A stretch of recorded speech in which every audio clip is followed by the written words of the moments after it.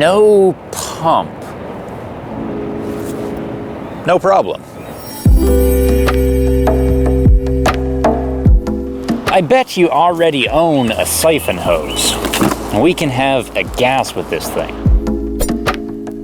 Just add a couple Schrader barbs, and it becomes a pressure equalizer. I put these fittings together with $5 and a trip to the hardware store. Mechanically, that's an easy as pie rating. Though pirating also works if you want to cut the chucks off an old bicycle pump. Whatever you do, make sure at least one side is the clip-on variety. Otherwise, you won't be able to hold your hose to the full tire and the flat tire at the same time.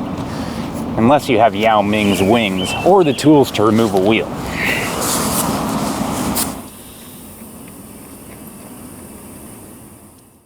With a flat front and my rear at 35 PSI, they equalize to 20 apiece. I wouldn't roll away on the reverse though. A full front split to only 13 PSI.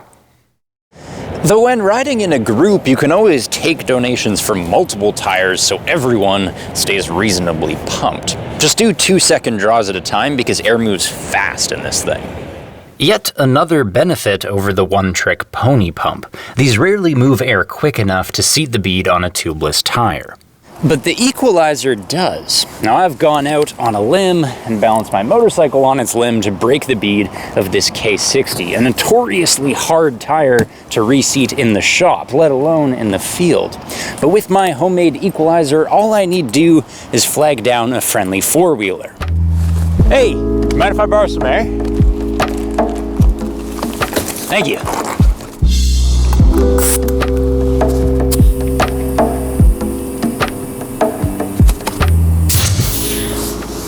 One warning, with some 30 PSI in the tube, your equalizer could go all Lockheed Starfighter and eject its chuck. And so don't point this at your face.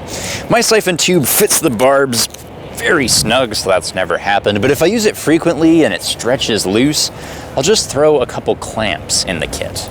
A more common, more commercial solution is carbon dioxide. Thanks to some serious compressibility, I can carry a tire's worth of air in my pocket. Your $30 kit includes a chuck and 3 cartridges. But what the makers of motorbike kits won't say is that it's still a ripoff. See, these are invariably 12 or 16 gram canisters, manufactured en masse for the bicycle industry, then cheaply borrowed and rebranded by the motorcycle industry. So they're not really appropriate for our use. And to get a motorcycle tire even close to rideable, you need like 3 of these clanking around your saddlebag. What's worse is that CO2 is so high pressure, you'll spew half the tiny bottle just trying to get the chuck seated. Canister after canister after canister. So here's my hack. Find a chuck the chodes, and replace them with a single 45 gram cartridge. You'll find these at the pet store. Fish tanks use them to keep underwater plants green. It's the largest disposable bottle you can get with this thread size. Even after fumbling away some CO2, the long pull gets my rear tire to 22 PSI, more than 3 little cartridges and more than enough to limp home. Just be sure to leave your gloves on. Evaporating so much CO2 at once is quite endothermic. And doth your mitt spare thine hand from frostbite? Yes. Now, it's possible to use your motorcycle's engine compression to pump its own tires.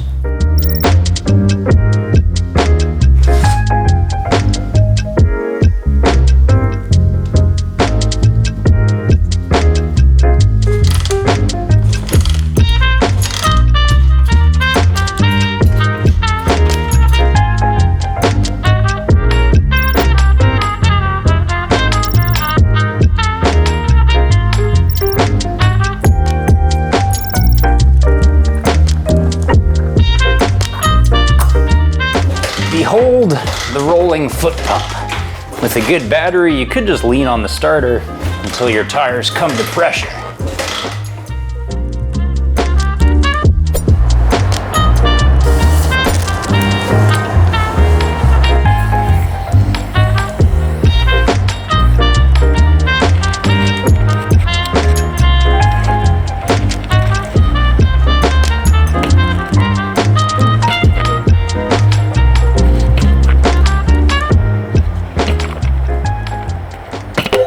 Whoa. Whoa, what? What indeed?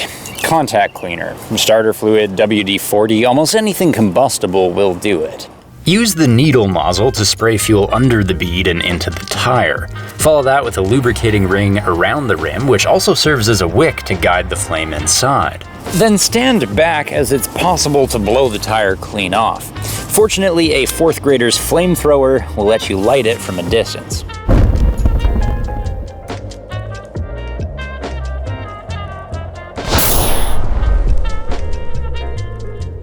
Obviously, the bead's seated, and if we check the valve, well, it seems some pressure was captured, but there's a dangerous myth at work here. Regarde our tire on its rim. 1 atmosphere outside, 1 atmosphere inside, plus the fuel we added. Regardless of what you use, the common denominator is a hydrocarbon. More often than not, it's heptane. C7H16. When you light that, it combines with oxygen to burn into carbon dioxide and water.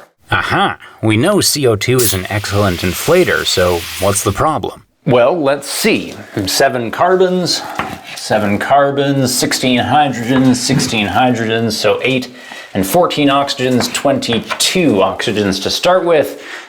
Ooh, 11 moles of gas making 7? That's a decrease in pressure. So what we hear is air rushing in, not out. Don't believe the myth that you can somehow inflate a tire with this trick. It's bullshit. Our flamethrower hack only works to seat the bead. Sudden heat results in sudden air expansion and forces the rubber outwards. But that pressure rise only lasts as long as the fire. Once it cools, it drops. Ergo, always remove the valve core. You won't catch any pressure by leaving it in, you'll just have a better chance of catching a tire in the face. And of making a blast victim of your valve. Burnt, bent, rubber shot through, a fool's hope of pressurizing your tire kills any hope of inflating it some other way. But like the comment after a YouTube video, you just won't understand this until you've seen it play out. And by then, it's over.